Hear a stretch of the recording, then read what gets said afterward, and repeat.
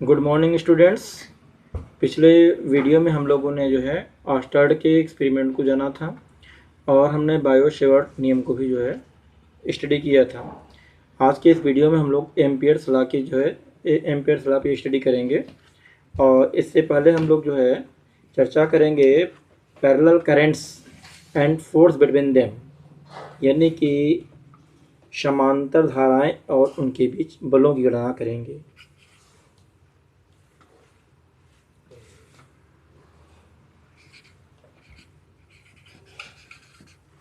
Parallel currents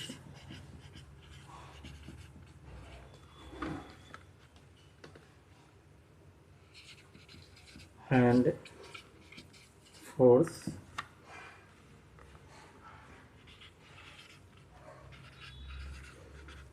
between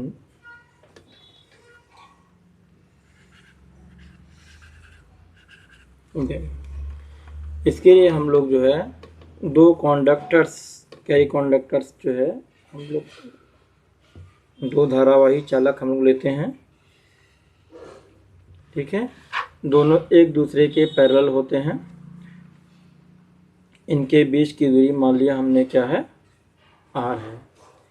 इसमें current I1 flow हो रही है, I1, और इसमें करंट हम लोग I2, ठीक है। इसका नाम क्या हुआ, PQ, और इसका नाम क्या हुआ, R। यस, अब जरा सा इसको ध्यान दीजिए। जब इसमें जैसे कि हम लोगों ने पहले पढ़ा था कि जब किसी कंडक्टर में लोग करंट फ्लो होता है तो उसके आसपास जो है मैग्नेटिक फील्ड प्रोड्यूस हो जाता है। अब यहाँ पे हमारा PQ है, ये दोनों पैरेलल्स हैं कंडक्टर्स। इसमें यदि हम I1 करंट फ्लो कराते हैं, इसके आसपास जो है एक मैग्नेटिक फील्ड प्रोड्यूस हो जाता है और उससे जो है इस पर एक फोर्स अप्लाई होता है। अब इस पर जो है यदि इसमें करंट फ्लो होता है तो इसके आसपास इस प्रकार से जो है मैग्नेटिक फील्ड प्रोड्यूस हो जाता है और इस पर एक फोर्स वर्क करता है। इसका मतलब कि यदि दो कंडक्टर्स जो है पैरेलल्स रखे जाएं तो उनके बीच वे जो है एक दूसरे पर फोर्स यानी फोर्स जो है आरोपित करते हैं। मीन से यदि मान लीजिए कि PQ में करंट I1 प्रोड्यूस होता है, तो इसकी वजह से जो मैग्नेटिक फील्ड प्रोड्यूस होगा वह जो है RS पे जो इसका जो प्रभाव पड़ेगा, जो ऐसे जैसे यहाँ पे करंट मैग्नेटिक फील्ड प्रोड्यूस होगा तो इस तरह से होगा, तो जो RS पे मैग्नेटिक फील्ड क्या हो जाएगा, B2। RS पे मैग्नेटिक फील्ड क्या हो जाएगा, B2। यहाँ पे B2 और यहाँ पे क्या हो जाएगा, B1। तो B2 equal to mu 0 upon 2 pi I1 upon R।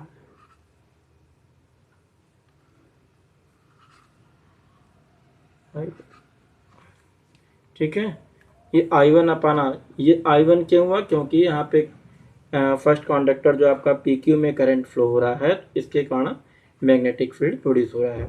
अब बात उठती है कि इसका डायरेक्शन क्या होगा। यदि इसको कागज़ के तल पे रखा गया है यदि, तो यह जो है कागज़ के तल के परपेंडिकुलर ये जो है अंदर की तरफ होगा, ठीक है। अब इससे जो है इसके जो कंडक्टर है इस पर जो है प्रत्येक पॉइंट पार्टिकल पे जो है जो फोर्स अप्लाई होगा वो आपका हो जाएगा F2 equal to I2 BL sine theta equal to I2 B, यहाँ पे B2 रहेगा, ठीक है। यानी कि mu 0 upon 2 pi I1 upon R into L sine 90 degree. अब देखिए इस धारावाही चालक जो हैं इनकी लंबाई हम लोगों ने क्या मान लिया है, L। ये इसका मतलब इसकी भी लेंथ L है, इसकी भी लेंथ L है। अब यहाँ पे F2 जो है क्या हो गया, F equal to IBL sine theta.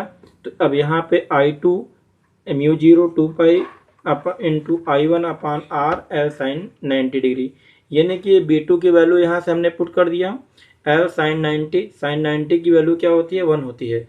क्यों 90 लिया गया? क्योंकि जो मैग्नेटिक फील्ड का डायरेक्शन है वह प्लेन के जो है परपेंडिकुलर अंदर की तरफ है, तो यहाँ पे 90 डिग्री होगा। तो हम लोग इसको लिख सकते हैं equal to mu 0/2 I1 I2 upon R into L। Okay, अब यहाँ ये आपका जो है F2 हो गया। अब हम लोग जरा इसको देखते हैं। अब इसमें करंट प्रोड्यूस होता है RS में, तो इससे जो मैग्नेटिक फील्ड प्रोड्यूस होता है उससे जो है PQ पर लगने वाला जो PQ पे प्रोड्यूस होने वाला मैग्नेटिक फील्ड क्या हो जाएगा? ये हमारा हो जाएगा B1 equal to mu 0/2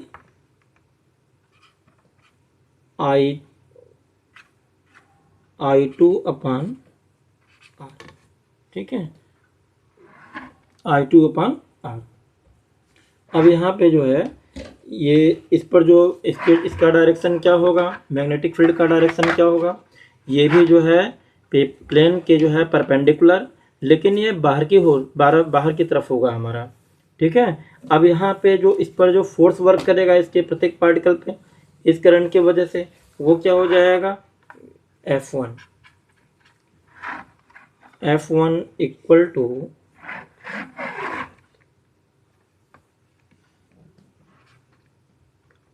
I1 mu 0/2 I2 upon R into L sine 90 degree. देखिए मैंने डायरेक्ट पुट किया है F equal to IBL sine theta से। अब यहाँ पे क्या हो जाएगा? Equal to mu 0/2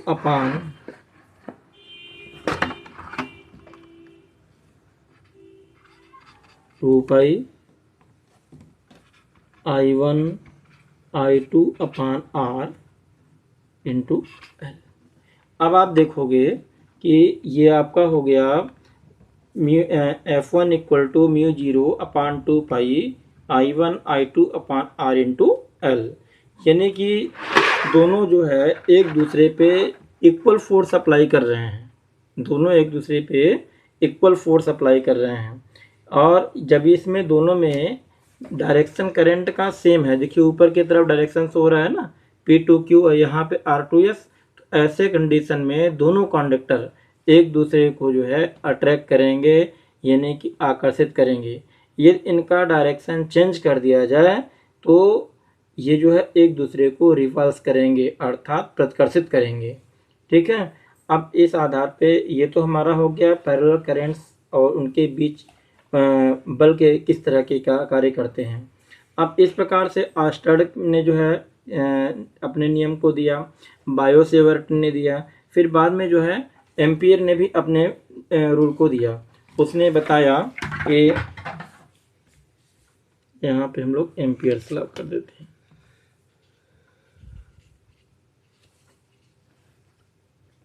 Ampere's law, ठीक है।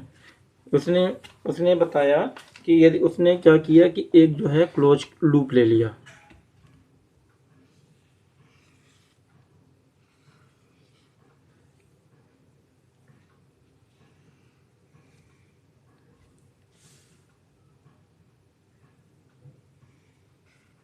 ठीक। और इसने किया क्या कि यहाँ पे एक अल्पांश ले लिया ये, और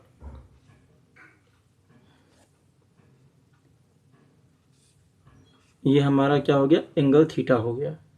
ठीक है, ये हमारा क्या हो गया, मैग्नेटिक फील्ड को शो कर रहा हूँ। लेफ्ट हैंड रूल आप पढ़े भी होगे।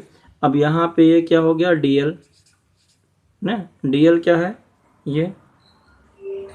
ये हमारा जो है क्या है, ये अल्पांश है ये।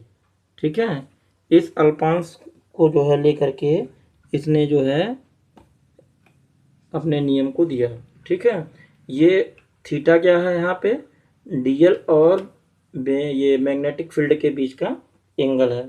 अब एम्पियर के अनुसार क्या है कि जब किसी धारावाही चालक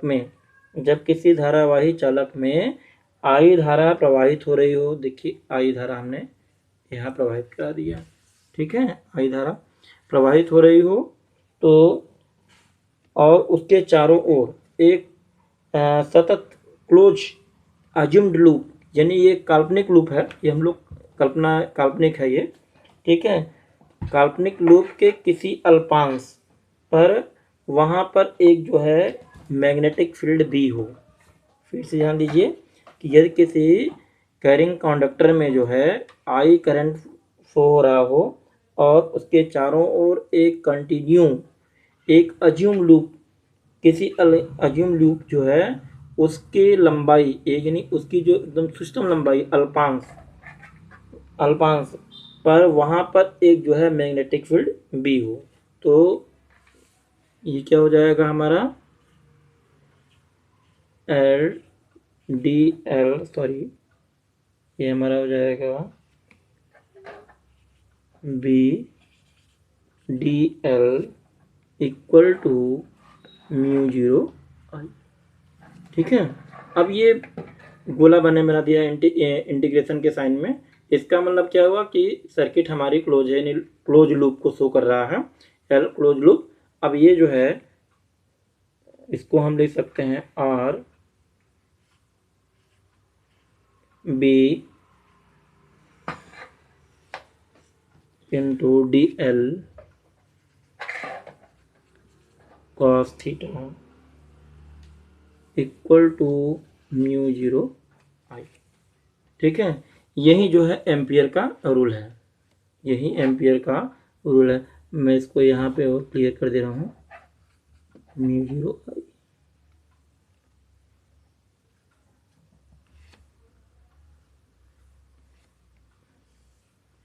यहाँ पे थीटा क्या है, कॉस थीटा, ये मैग्नेटिक फील्ड और जो अल्पांश है सूक्ष्मतम लंबाई उनके बीच का क्या है, ये एंगल है। ठीक है, अब इस प्रकार से हम कह सकते हैं कि किसी बंद लूप के लिए लिख दे रहा हूं मैं, किसी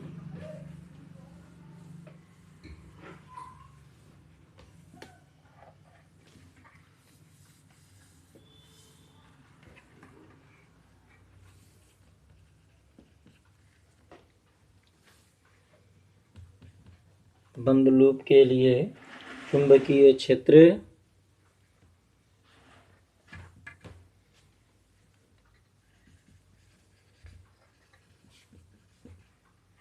मैग्नेटिक फील्ड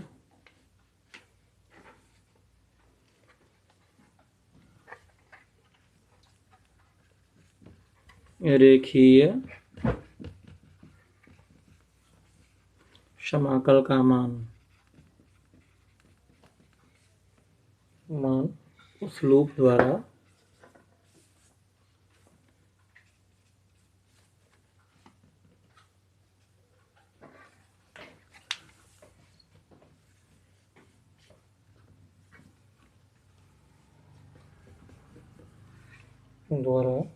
घिरी सतह से होकर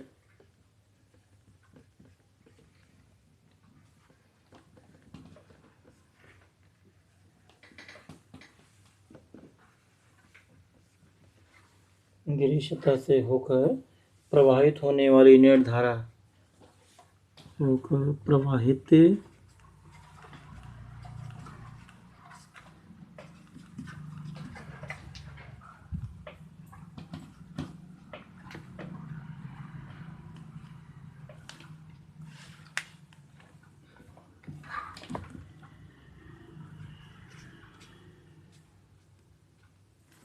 होने वाली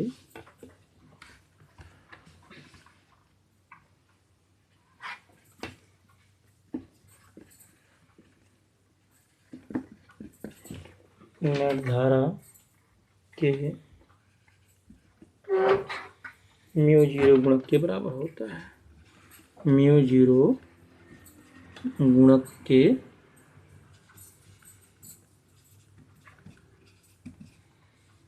बराबर होता है।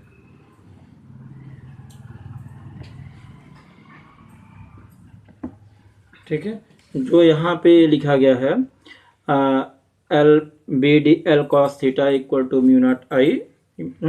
इसको जो है हमने वर्ड ये एज ए वर्ड के रूप में मैंने जो है डेफिनेशन के रूप में मैंने इसको शो कर दिया कि किसी बंद लूप के लिए मैग्नेटिक फील्ड रेखीय समाकलन का मान उस लूप द्वारा घिरी सतह से होकर प्रवाहित होने वाली नेट धारा के म्यू जीरो के गुणक के बराबर होता है।